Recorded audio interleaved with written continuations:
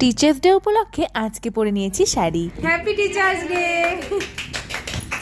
আর আজকে আমার ভালোবাসার মানুষগুলো আমাকে যে এতটা সারপ্রাইজ করবে আমি সত্যি ভাবিনি।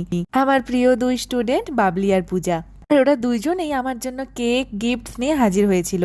তবে আমি ওদের জন্য আজকে কিছু করতে পারিনি, কারণ ওদের তাড়াহুড়ো ছিল চলে যাওয়ার জন্য। আর তারপরে এসেছিল আমার এবারে স্টুডেন্টরা।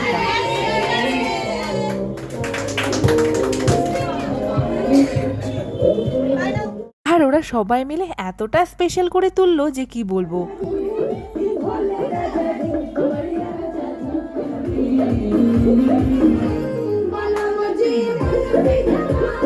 সেলিব্রেশন কমপ্লিট হতে না হতে সবাই মিলে প্রচুর নাচ, আর শেষে ছিল একটু খাওয়া দাওয়া। দেখো না কিভাবে দেখিয়ে দেখিয়ে খাচ্ছে।